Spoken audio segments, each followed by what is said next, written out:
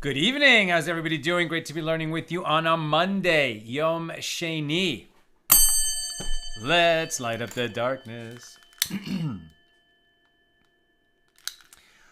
Who's in the house with us? Yehud in South Carolina, Sharon in New Jersey, Paul in the Great Northwest, Bill in Mid-Missouri, Joe in the Inland Empire. Paul is listening Shandora in the Bronx. It skipped on me.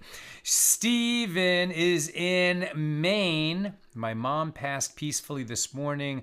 Please say a prayer for her soul. Oh, Stephen, may you be comforted among the mourners of Zion. May your mother's neshama, the holy soul, have a tremendous aliyah in the world of souls. May her memory always be for a blessing. We reach out and embrace you with our community and send you a big virtual hug. Even if this was expected, it's never easy. And so may you be comforted at this difficult time. And actually, if you say her name, we'll dedicate our learning today to your mom's memory. Melissa is here in Great Neck. Come on, Facebook. You could do it. Melissa in Great Neck, Bella in Florida, Guy in Ohio, Joseph in Massachusetts. Sharon singing along the beautiful song Moshe Storch singing Hodu Lashem Kitov Kiliolam Hasdo. Guy in Ohio, Bella in Florida. Over there on the YouTube side. Chaim in Florida, Frank in San Pedro, Spencer in Connecticut, Ella with us. Hold on. Here we go. Camilla Giger. So today's learning is dedicated in memory of Camilla Giger. May the neshama have a tremendous elevation in the world of souls. We say amen. All right, let's do this. Our daf today's page 63. Daf Samech Gimel here in Tractate Bava Metzia, the 22nd volume of the Talmud. We're working our way through chapter 5, still in our discussion of Mishnah number 1 in chapter 5. And we're learning about the general rule and the many, many, many nuances of the prohibition on usury. A Jew cannot lend to his fellow Jew at interest, with interest on the loan, nor may he create a transaction that has the appearance or the hint of interest or the possibility of creating interest, but even that is not exactly right, as we shall see today. Okay, we're going to pick this up near the bottom of page 62b. As I teased yesterday at the end of class, we read that rather Abaye rejected Rabba's explanation and said the Mishnah should be understood like the Baraisa taught by Rav Safra with regard to the laws of interest, which was taught originally in the school of Rabbi Chia. So, as Rav Safra taught a Baraisa from the school of Rabbi Chia with regard to interest, there are matters that are intrinsically permitted by Torah law, but are prohibited, presumably by rabbinic decree, because they are artifices used to circumvent transgressing the prohibition of interest. How so? If one said to another, lend me 100 dinars, and the other said to him, I do not have 100 dinars, but I have wheat worth 100 dinars that I will give you. And he gave him wheat worth 100 dinars. And later he went and acquired the wheat back from him for 24 sela, the equivalent of 96 dinars. So this is permitted by Torah law as it is considered a double transaction, since it included first a loan of the equivalent of 100 dinars, and then the purchase of the wheat at a discounted rate. Right? It's almost like there was, it wasn't a loan, right? Since I wanted to borrow money, but instead you're giving me wheat, I'm going to pay later, there's going to be a discount. So it wasn't really a loan, it was a purchase and sale. But it was a loan, and that's why by rabbinic decree this would be prohibited, even though strictly by Torah law it would be permitted, since it could be characterized not as a loan but as a sale. But in truth, they're using the language of purchase and sale in order to accomplish a loan. And because it wasn't paid back at the same value that it was given, you have the problem of interest. And it is prohibited to do this by rabbinic law because this is an artifice, allowing the circumvention of transgressing the prohibition of interest. So that was the example given by Rav Safra. Now let's apply it back to our somewhat complex situation in our Mishnah, right? The third example given in our Mishnah. So here too, the Mishnah, our Mishnah, is referring to a case where he said to him, lend me 30 dinars. And the other said to him, I don't have 30 dinars, but I have wheat worth 30 dinars that I will give you. So he then gave him the wheat worth 30 dinars and subsequently went and acquired the wheat back from him for a gold dinar, which is worth 25 dinars, right? Since he was able to acquire it back for less than it was worth, right? In other words, he gained by lending it and getting it back at a discount. So in this case, but then the complication in our Mishnah was instead of just giving the wheat and getting the wheat back, at the time that the lender wants to be paid back, the other one said, he comes and says, give me my wheat. And the guy says, well, I don't have your wheat. But when he says, give me my wheat, it's because I want to purchase wine. This is a good time to buy wine. So the borrower says, listen, I don't have wheat, but what you ultimately want is wine. So let me pay you back the loan in wine, which is what you're really asking for. So in this case, if the borrower has wine that he gives him in place of the 30 dinars, it is produce that the lender takes from him, and therefore we have no problem with it. I mean, if you say, I borrowed 100 dinars from you, and when the time comes to pay it back, I'm going to give you 100 dinars worth of produce at the current price, that right now it's worth 100, so I borrowed 100, I'm paying back 100. So you can pay back a cash loan with produce worth the same amount at the time that you're paying it back, but it didn't stop there, and this is the complication. So in this case, if the borrower has wine that he gives him in place of the 30 dinars, it is produce that the lender takes from him, and therefore we have no problem with it. And if not, since he does not have wine, then certainly the taking of money from him has at least the appearance of interest, right? Because the lender said, pay me back the wheat, or pay me back the money. You said you're going to pay me back in wheat. Okay, so give me the wheat. And the guy says, so I can buy wine. And so the borrower says, okay, what you want is wine, so I'll pay you back in wine. So here we go. But the borrower doesn't actually have wine in his possession. So really what he's going to do is he's going to pay back the money to buy that much wine. Either he's going to do it or the other guy's going to do it. But then really what's happened is there was lending of 24 dinars and paying back of 25, or lending of 25 and paying back of 30, whatever the increase was. And so now instead of money lent and returned with an equal value of produce, in the end, because the market price changed and we're going to go from money to money, it ends up being interest-bearing, and then it has to be prohibited.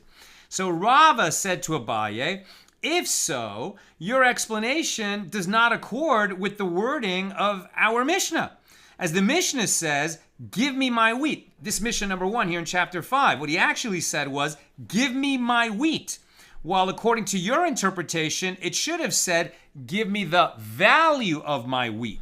So Abaye responds, okay, so amend the text of the Mishnah and teach the value of my wheat. But Rava further challenged, well, the phrase, as I wish to sell it, right, in order to buy wine, as I wish to sell it, this is also imprecise, as it should have said, which I already sold to you, right? That's why it would be permitted, because it was a purchase with a delayed delivery, not a loan. Abaye again suggests, okay, amend the text and teach, which I sold to you. So Rava challenges once again. He says, well, in the Mishnah, the Tana states, your wheat is considered by me to be worth 30 dinars, but while according to your interpretation, he had also established the price for him at this amount at the outset. So Abaye answers, this is what he is saying to him, the wine should be collected according to the value of your wheat that you calculated for me at 30 dinars. So Rava continued to question the wording of the Mishnah. It also states in the Mishnah, and you have the right to collect its value in wine from me, and he does not have wine in his possession. But the Tana of the Mishnah taught at the price of 1 kor of wheat for 1 gold dinar, and indeed that is the market price of wheat at the time of the collection. So both of these clauses do not accord with Abaye's explanation above. So rather, Rava said another explanation, and he prefaced it by commenting, when I die, Rabbi Oshaya will come out from Gan Eden to greet me. In other words, he will come out of heaven. He will be the welcome committee in heaven to come and greet me. Why is he so confident that Rabbi Oshaya will be so happy to see him when he dies and goes to heaven? Now we're on page 63a. So who's talking? This is Rava is talking, saying that Rabbi Oshaya is going to be happy to see me. Why? Because I resolved the Mishnah in accordance with his opinion, expressed in the baraisas that he edited. And Rav explains, Rabbi Oshaya taught in a baraisa, one was owed 100 dinars by another. Okay, so Frank lent Tom 100 dinars, right? Frank and Tom. Let's go with Frank and Tom. So Frank loaned Tom 100 dinars. And he went and stood by the other's granary and said, give me my money as I wish to buy wheat with it. And the other said to him, I have wheat in my granary that I will give you. So go and calculate for me the amount to which you are entitled at the current market rate. When the time to sell wheat arrived, the lender said to him, give me wheat, as I want to sell it and acquire wine with the money received for it. The borrower said to him, I have wine that I will give you, and calculate for me the amount of wine to which you are entitled at the current market rate. Right? So what we see here is originally started with a cash loan that was meant to be paid back as cash. But then the lender says, okay, pay me back in wheat. So that is okay. But now we have a fluctuating price. And then we're going to substitute one kind of produce, wheat, for another kind of commodity, wine. So what happens as the deal gets a little more complicated? So the brisa continues. So then the time to sell wine arrived, and the lender said to the borrower, give me my wine as I want to sell it and acquire oil with the money received for it. So the borrower said to him, I have oil that I will give you, and calculate for me the amount of oil to which you are entitled at the current market rate. So with regard to all such cases, if the borrower has wine and oil, the transaction is permitted as this is a proper sale. It's a sale. We're saying it's not a loan and a repayment. It's a sale. But if the borrower doesn't have these items on hand in his own warehouse, in his own possession, then this is forbidden. Since he cannot give him the merchandise at the current moment, If the value appreciates in the interim, then he will be considered to have paid an additional sum in return for the delay of the repayment of the debt. And payment for the trouble of the lender not having the use of his money, right? An additional fee in addition to the actual repayment of the debt. What is that? That's interest, right? That's the definition of interest. So of course it would have to be prohibited. So Rava concludes his explanation. And what is the meaning in the Mishnah of acquired? It means that he acquired it as payment for his loan.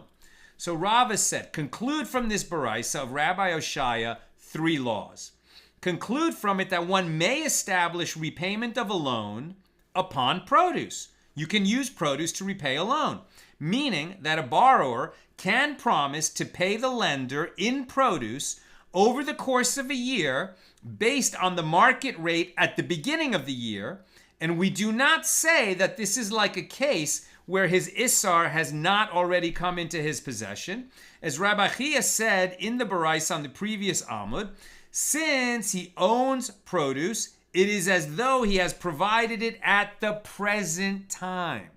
Because he owns the produce, they're making a deal right now, and it doesn't matter if the market rate went up later before it's delivered, because really what they did is they made a purchase and sale right now. And it might be delivered over time, but the deal was made at the current market rate. And it's not repayment later with a commodity that has gone up in value and creates an interest problem, because really what they did is they made a purchase and sale right now.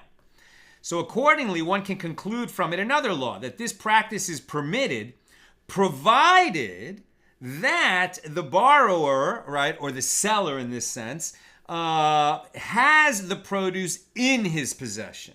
And further conclude from it that the law is in accordance with the opinion of Rabbi Yanai. And this is as Rabbi Yanai says, what difference is it to me if he referred to the produce, and what difference is it to me if he referred to the value of the produce? If he stipulated that he would receive a certain amount of produce, he can later take its value in money rather than the produce itself without violating the prohibition of interest. As it was stated that Amoraim, the sages of the Gemara, disagreed about this issue. Rav says that one may make an arrangement of trust with regard to the delivery of items such as produce, i.e., one may loan the money in advance with the agreement that he will be repaid with produce at a later date, but one may not make an arrangement of trust with regard to money, i.e., one may not loan the money in advance with the agreement that he will receive the value of the produce at a later date, as this has the appearance of collecting interest. Now, really, right, if I pay you $100 and I agree that you can I pay you $100 for this bushel of wheat, and I agree that you can deliver the bushel of wheat to me next month. Now, I bought it today. I'm okay with it being delivered next month. There's no loan here. It's a purchase and sale with a delayed delivery.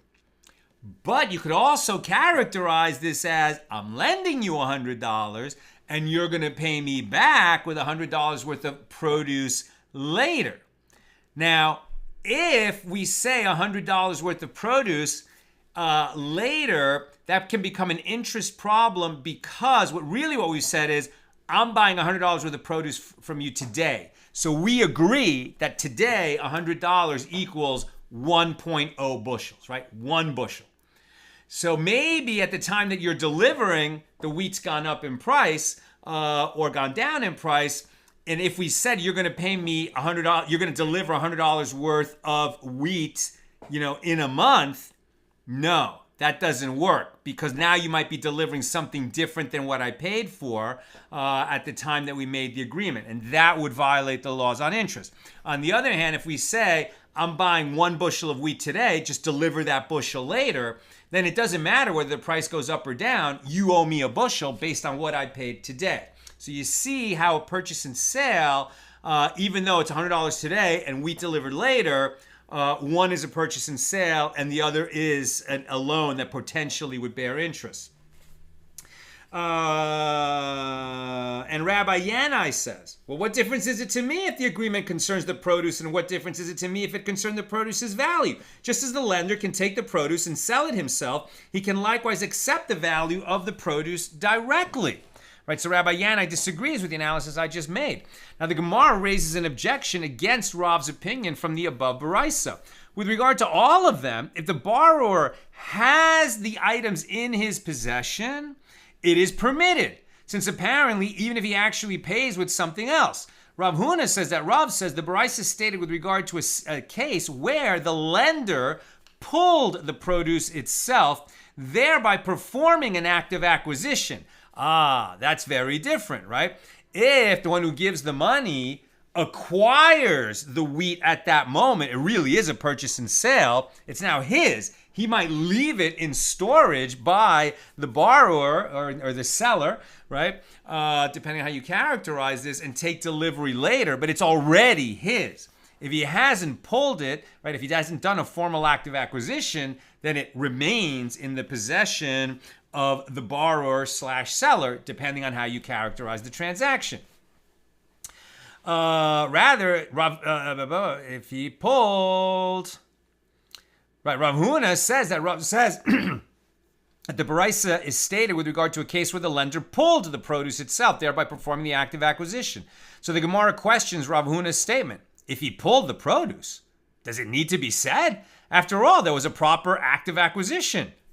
There's nothing left to do. The deal's done. Nothing illegal happened. Why are we even talking about it? So rather, the Baraisa is discussing a case where the borrower designated a corner for the lender in which to place the produce that he acquired. And for the purposes of this law, such an action is sufficient. In other words, designating the corner for that particular bunch of produce is like acquiring it, because you've said that's the produce you're going to deliver to me in exchange as the repayment of this $100, or really, right, as the produce being sold for the $100 I'm giving you now. Now, Shmuel said, in accordance with whose opinion is this Baraisa, which permits the practice if the borrower is in possession of such produce. Why does that matter? Can't the borrower just say, okay, today, wheat stands at $100 a bushel. You're giving me $100. I will deliver to you a bushel of wheat, the bushel that you just purchased. Only works if the borrower has that bushel in his possession.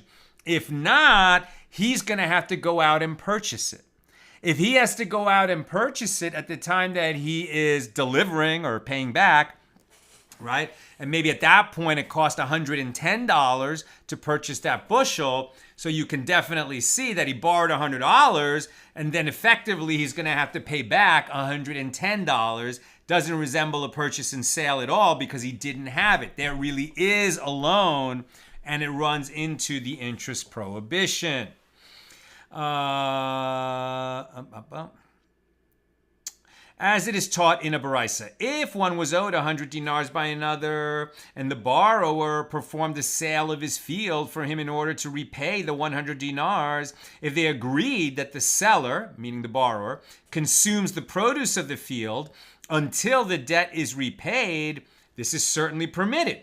But if the buyer, right, meaning the lender, consumes the produce until the field is paid off, then this is prohibited, as he is in effect taking the produce as interest while awaiting the payment for the field that he is owed. And Rabbi Yehuda says, even if the buyer consumes the produce, it is permitted. And the Tana relates, Rabbi Yehuda said to the sages, an incident occurred involving Baitos ben Zunin, who performed the sale of his field on the basis of a directive from Rabbi Elazar ben Azariah. And that was a case where the buyer consumed the produce. The sages said to the Tana, will you bring a proof from there? You got the whole incident wrong. It was the reverse. It was the seller, not the buyer, who was consuming the produce while the buyer was awaiting the lender, buyer-lender, was awaiting the repayment. So the Gemara asks, what is the difference? And why we say buyer-lender, right? Because what's going on here? I'm lending you $1,000, and I'm going to hold your field as collateral until you pay me back. And if I'm consuming the produce of that field while I'm waiting for you to pay me back, then this is a loan with interest. On the other hand, maybe what's going on is, right, you have a field. I'm going to buy it from you for $1,000. Now it's my field, but I've agreed that when you get $1,000, you can buy it back from me, right? So at that point, you buy your field back. So we used it like a collateral for a loan, but really we could characterize this as a purchase and sale, followed later by a purchase and sale. And while the field was in my possession after I sold it to you, after I bought it from you, of course I can consume the produce of it. It's only a problem consuming the produce if we are properly characterizing this as a loan and not a double purchase. So the Gemara asks, what is the difference in opinion between the first Tana and Rabbi Yehuda? Abaye said the difference between them concerns the law of uncertain interest.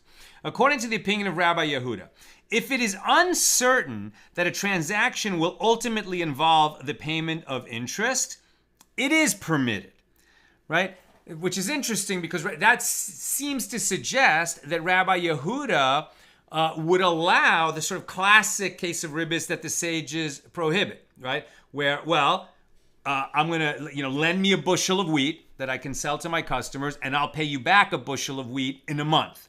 And that has the problem that the price of wheat could go up, and when I come around to paying you back that bushel, it might be worth more than what you paid me, right? When you gave me the bushel initially.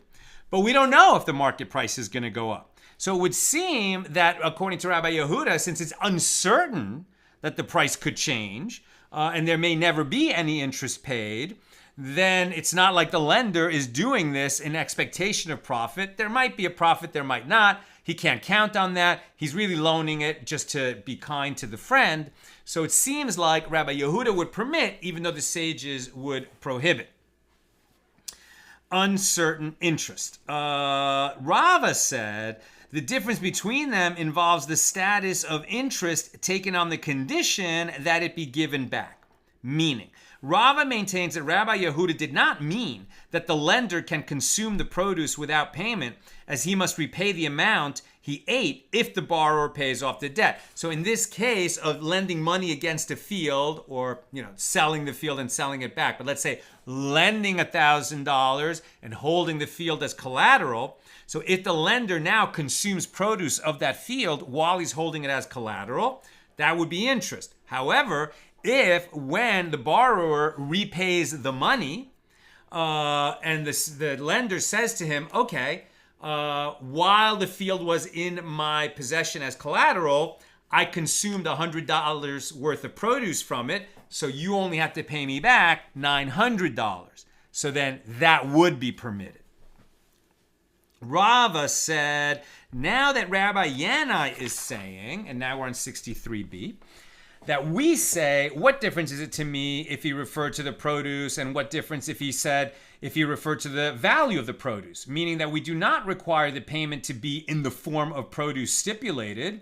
We therefore also say, what difference to me if he referred to the produce's value, and what difference if he referred to the produce? And therefore, one may set a price by the market rate. And this is permitted even though he does not have the produce at the present moment. Since he could purchase it if he wished, it is considered as though he had the produce in his possession, and therefore one may make an agreement with another to provide him with produce at a later date in accordance with the current price. Now, which current price? Are we saying, lend me $1,000, I'll pay you back in wheat in a month, right? And I will pay you in wheat whatever $1,000 worth of wheat is at that time. Now, that would seem to be okay, right? That would seem to be okay. But if we say, okay, lend me $1,000, right now $1,000 buys 10 bushels of wheat, so I'll pay you 10 bushels of wheat in a month. Now, that would seem to create the problem that 10 bushels of wheat might be worth more later. But it wouldn't be a problem if we said, well, actually what we're doing is I'm buying the 10 bushels of wheat right now at today's price and just taking delivery of them later. Okay, so these are possible ways to think of it. Let's keep going. Rav Papa and Rav Huna, the son of Rav Yehoshua, raised an objection to the opinion of Rava from the aforementioned Baraisa, which explicitly teaches, with regard to all of them, if the borrower has the produce in his possession, the transaction is permitted, but if he does not have the produce in his possession, the transaction is prohibited because it looks like money for money with extra money. Rava said to them, the Tana there is referring to a transaction for the repayment of the debt conducted after a loan has been given, but before it has been repaid. Whereas here, Rabbi Yanai is dealing with an actual sale without any loan at all, and there is no interest involved. See how, a payment, a sale with delayed delivery can look like a loan, and that's why they have to be so careful how it's defined. Rabba and Rav Yosef both say, what is the reason that the sages said one may set a price by the market rate, and that one may do so even if he does not have the produce in his possession? Because the buyer says to the seller, your favor is taken and thrown on the thorns. In other words, I am deriving no benefit from my transaction with you, as how have you helped me? If I had money in my hands, I would buy the produce myself in the towns of Hinni and Shili, nearby market towns, at an inexpensive price. Consequently, the acquisition of produce at the current market rate is of no benefit to him. Abaye said to Rav Yosef, but if that is so, according to the same logic, it should be permitted to lend a sa of produce for a sa of the same produce, as the lender can say to the borrower, your favor is taken and thrown on the thorns, since he says to him, I stand to gain nothing from the sa that you will later give me, as the price of my wheat would increase if it were to remain in my granary, and therefore the loan does not benefit me at all. For will the wheat burn in my warehouse? No. Rav Yosef said to him, the two cases are different, as there it is referring to a loan, and consequently there is a concern about interest, whereas here it is a sale. Ada bar Ava said to Rava, but with regard to establishing the repayment of the loan upon produce valued at the market rate, the buyer does stand to gain from the agreement, as if he would have had to go acquire the produce elsewhere, he would have to give a dinar to a broker, and therefore he gains a dinar from the early payment. Rava said to him, the case is one where the buyer also gives the seller the broker's fee. And Rav Ashi said there is generally no need to add this fee, as a person's dinars serve as a broker for him. One who has ready cash has no need for the services of a broker. Now the Gemara addresses a related issue. Rabba and Rav Yosef both say, one who gives money in advance to purchase produce at the advance price that is in effect shortly after the harvest, but before the market price is set for the season, kind of nationally, must present himself at the granary when the seller is threshing his produce, right? So again, we're putting some bumper rails, some safeguards around an early agreement for the purchase and sale, right? Where money's going to be delivered now, produce is going to be delivered later. Now, why do you want to lock in an early price? Because you got a good price, right? So everybody's always guessing where the market is going. So this guy has a feeling that the price he can get now, right after the harvest, but before everybody starts buying and selling in large quantities and the price gets set for that year, he thinks he can get a better price now.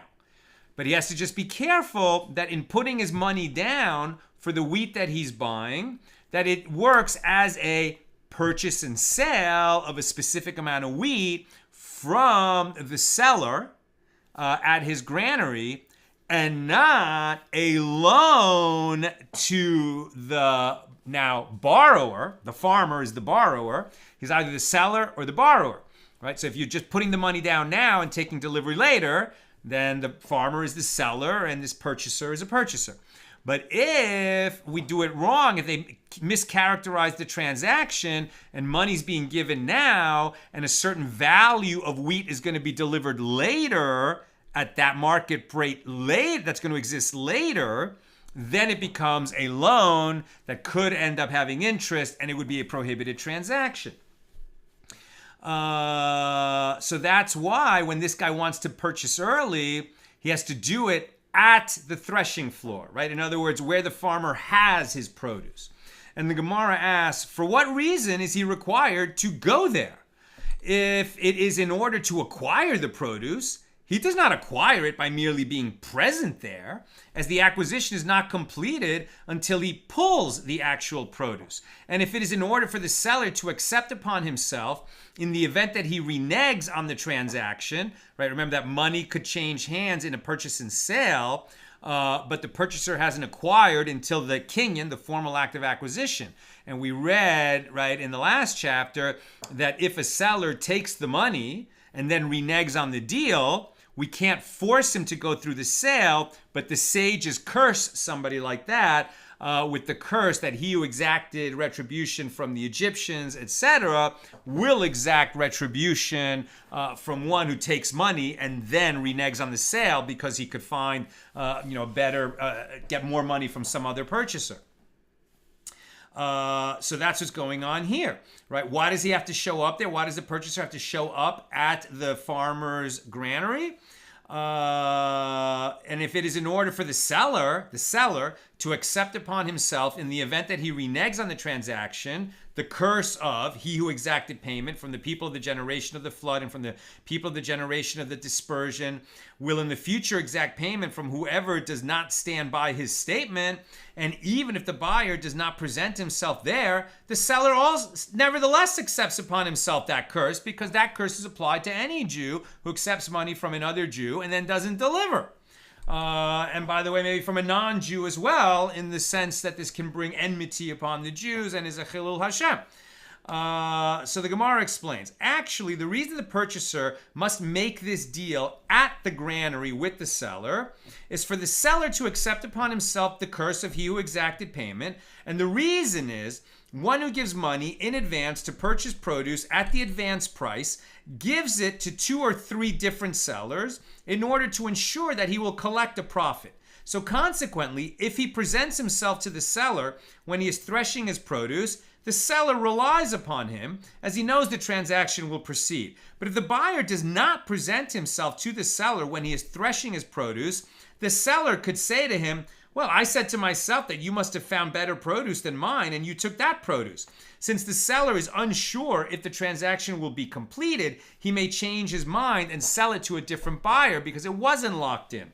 Rav Ashi said, now that you have said that the reason is due to the seller's relying on him, it can be concluded that the buyer does not have to go to the seller's granary in order to convince him that he intends to uphold the transaction. Rather, even if the buyer finds the seller in the marketplace and says to him that he will not retract his offer to buy the produce, then the seller will likewise rely upon him. Now, Rav Nachman said the principle with regard to the laws of interest is any payment for his waiting, meaning any additional sum added in consideration of the fact that the lender delays claiming his money, is forbidden, right? So anytime you're paying for the privilege of not paying back the loan today, but doing it sometime later, if you're paying for the privilege of delaying the repayment, what are you paying? You're paying interest. That's what it is. So Rav Nachman also said, in the case of one who gives money to a wax seller to purchase loaves of wax from him, and loaves of wax go at the current rate of 1 dinar for 4 loaves, and the seller said to him, I will give you wax in the future at the rate of 5 loaves for each dinar if you pay me now in advance. So if the seller has wax with him at the time of the transaction, it is permitted, because it's not a loan, it's a discounted sale. Why is he willing to offer at a discounted rate? Because he needs cash. But if the seller does not have the wax in his possession, then this would be forbidden, because the extra loaf would be repayment of a loan at an increased rate in the future for the privilege of having the money today. And the Gemara asks, isn't this obvious? It's clearly interest. And the Gemara answers, no, it was necessary to state this for a case where the seller has credit in the town, and therefore he could receive wax from others. It is necessary lest you say, since he has credit in the town, he could receive the wax now. This should be similar to a case where he said, give me produce until my son comes, or until I find the key. Like, he has it, it's just not accessible to him right now. And therefore, it would be permitted to give him money, as this is not considered a loan, but rather a sale with a delayed delivery. Rav Nachman therefore teaches us that since the loaves of wax still lack collection, i.e. the seller does not actually own them, they are considered as though they were not in existence, which means the reduction in price would be classified as interest and therefore prohibited. And Rav Nachman said in the case of this one who borrowed coins from another, and when he later counted them, he found an additional amount of money above the sum that they had agreed upon. Okay? So you agree to lend me $100. You say, here, Sal, take this purse with $100 in it. I take the purse, I go home. I open the purse, right, with the $100 that I borrowed, and I find $110. Whoa, that's odd. What am I to make of this? Either you were intending to give me $100 and you miscounted, and so I have to give you the $10 back.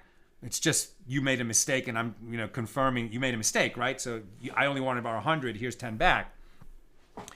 Or it might be that you did it on purpose. Now I sought to borrow $100. You gave me 110. Why would you give me more than I sought to borrow?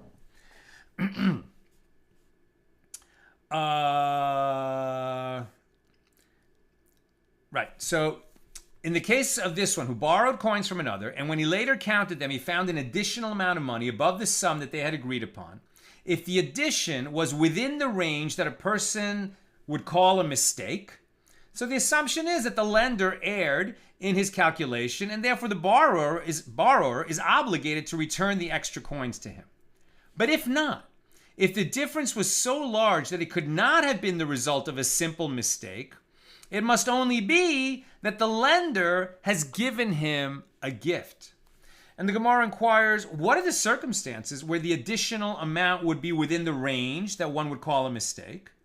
And Rav Acha, the son of Rav Yosef, said, for example, if the money was given in units of tens or fives, it can be assumed that the owner of the money counted the coins in groups of tens or fives and erred in his count. So Rav Acha, the son of Rava, said to Rav Ashi, and if the one who gave the money is a harsh person, who is not accustomed to giving gifts, then what is the law? Should it be assumed that he made a mistake? Rav Ashi said to him, perhaps that person once robbed the recipient, and now he included in the calculation the amount that he stole in order to return the stolen money without informing the victim of the theft. As it is taught in a Baraisa, one who robs another and then returns the stolen money by including it in the calculation of money paid for some other item has fulfilled his obligation to return the stolen money. I am almost done. Questions or comments, please get them in now. And we're actually at the top of 64a now. So Rav Acha, the son of Rava, asked Rav Ashi, and if the giver was a person from the outside with whom the recipient had never conducted business, then what is the law? Should it be assumed that the additional money was given in error? And Rav Ashi said to him, perhaps another person, an acquaintance of the giver's, robbed the recipient and said to the giver, when so-and-so borrows money from you, include it in the calculation. So it is possible that the one who robbed the recipient chose this manner of restoring the latter's money in order to be spared any shame.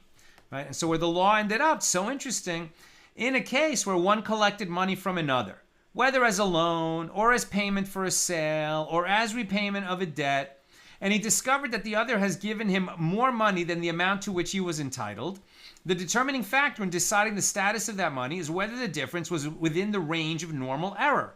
So for example, if the money is usually counted in groups of 5 and he found 5 extra coins, or some additional coin was found in a case where coins are counted individually, so this is considered a standard error, and such a discrepancy must be returned to the giver, even if he does not claim the difference.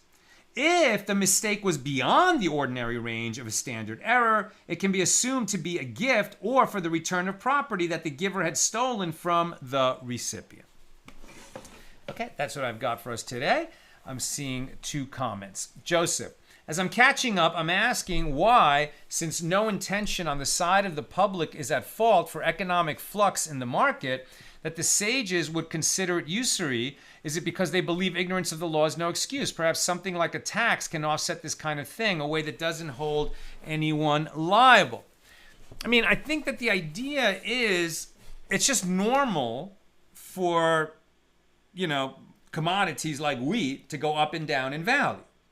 And so, you can lend to your friend, which benefits him and is good for your friendship, etc. But you can't lend to him in a manner that's going to create the possibility of an interest payment. And that's why you have to just word it carefully according to the law here. And if you're unsure, which any of us would be because it's complicated, you consult your rabbi and say, I'm a farmer. John is my neighbor, right? I need some wheat now because my field, I wasn't able. I planted late. It's going to be harvested late, but I have a buyer who is ready to go now, and I need to deliver so that I don't lose this relationship with my buyer. So I say to my neighbor John, please lend me a bushel of wheat now that I can sell to this guy. And I'll pay you back a bushel, in 3 weeks. Now that's going to be prohibited because the price could change. But we could arrange it carefully so that it would work. John, sell me a bushel of wheat right now, right? And I'll pay you back with $100 worth of wheat in a month, right? So that would work because, that's just a sale. That's going to be paid with produce later. It's not a loan.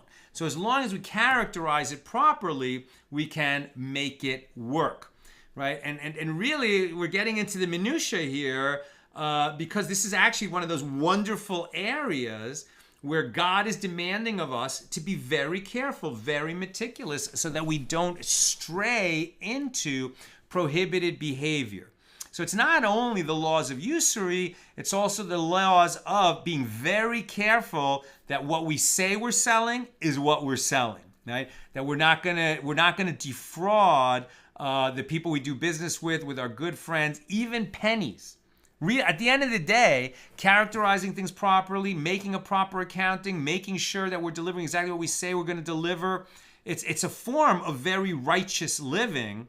And it's just fascinating that we're tasked with being righteous and doing God's will in every area of our life. Not we do God's will and we think spiritually when we're in synagogue or at night before we go to bed when we're praying, but during the day then I'm just doing business, right? No, you're tasked to live as a righteous Jew all day long in every aspect of your life. And John says, is all Talmudic writing, including Midrashim, from the same time period? Well, it depends what you mean by time period, because it's a very wide time period, right? So the Mishna was redacted in the year 200, but Mishnayos were being collected, and written and spoken for hundreds of years before that. And then the Talmud, what we call the Gemara, was settled and kind of redacted by Ravina and Rav Ashi around the year 500.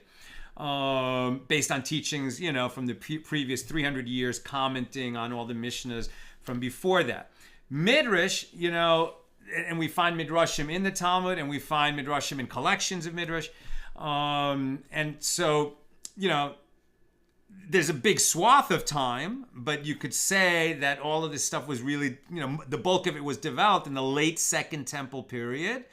And then what was called the Talmud was kind of closed by the year 500, but then you have the next wave of commentators. You have the Geonim, then the Rishonim, and then the Acharonim, and so in a sense the Talmud keeps growing with layers of commentary added on. But when we're talking about Tanaim, so the sages of the Mishnah, and who often appear in Midrash, they lived up until or around the year 200 of the Common Era, And when we're talking about Amoraim, we're talking about the sages of the next wave, who are operating in the generations between the years 200 and 500 of the Common Era. That's what I've got for us today. And with God's help, we'll be together again tomorrow, Tuesday, at the regular time, 6 p.m. Pacific. I think we're going to do a double daf tomorrow. And just mentioning that Thursday we're not going to have class, at least not at the regular time, because there's an event that I have to attend, kind of an Israel-related event in our community. But I'll post.